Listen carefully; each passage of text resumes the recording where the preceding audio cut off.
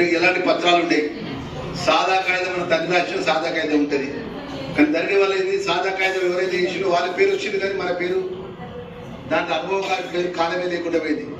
అలాంటిది ఇబ్బంది కాకుండా ఏదైతే గతంలో ప్రభుత్వంలో టీఆర్ఎస్ పార్టీ ధరణి అనే పేరు మీద భూ ఉన్న వాళ్ళకు భూస్వాములకు అండగా ఉన్నటువంటి ఆ పథకాన్ని ధరణి తీసుకొచ్చి దాన్ని రద్దుపరుచుకుంటూ ఈరోజు భూభారతి ద్వారా 3వ తారీఖు నుంచి మా మీడియా మిత్రుల ద్వారా ప్రజలందరికీ తెలియజేసుకుంటున్నాం. 3వ తారీఖు నుంచి 20వ తారీఖు వరకు, జూన్ 3వ తారీఖు నుంచి జూన్ 20వ తారీఖు వరకు వివిధ గ్రామాలకు షెడ్యూల్ ఇచ్చి ఎవరికైతే భూమికి సంబంధించినటువంటి సమస్య ఏదున్నా, మన పేరు సరిగా లేకపోయినా, మన కుటుంబ సభ్యుల పేరు నమోదు కాకపోయినా, మనకు అధికారం మనకు హక్కు ఉండి కూడా ఆ భూమిపై మనం ఆ టైటిల్ పరంగా కానీ వాహనంలో మన పేరు కానీ ఇంకా రికార్డు పరంగా చిన్న చిన్న ఇబ్బందులు ఉన్నా కూడా సరి చేయడానికే ఈ భూభారతి చట్టాన్ని 3వ తారీఖు నుంచి 20వ తారీఖు వరకు మీ మధ్య మీ గ్రామానికి వస్తుందమ్మా. దయచేసి ఎవరు కూడా కాగితాలు పట్టుకొని ఎంఆర్ ఆఫీస్ చుట్టూ అధికారులు పోకుండా అధికారులే మీ ఊరికి వస్తారు.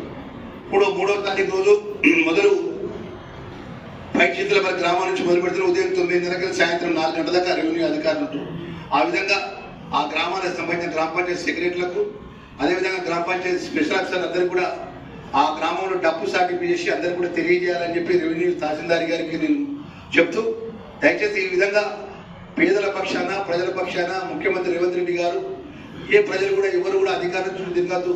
గతంలో నేను హక్కుండి కూడా గతంలో ఉన్నటువంటి ఏదైతే రాజకీయ నాయకుల ఒత్తిడితో నా భూమి ఇంకోరి పేరు అవుతుంది, ఆ భూమిని సరియమని ఎంతమంది అధికారుల దగ్గర పోయినా, ఎంతమంది లీడర్ల దగ్గర పోయినా సరికాదు. ఎందుకంటే ఆ ధరణి అనేది లాక్ అయి ఉంటుంది, కోర్టుకు పోమంటారు. ఇలాంటి ఇబ్బందులు లేకుండా మీ గ్రామాలకే మీ దగ్గరికే ప్రభుత్వం భూభారతి ద్వారా రెవెన్యూ సదస్సులు 3వ తారీఖు నుంచి 20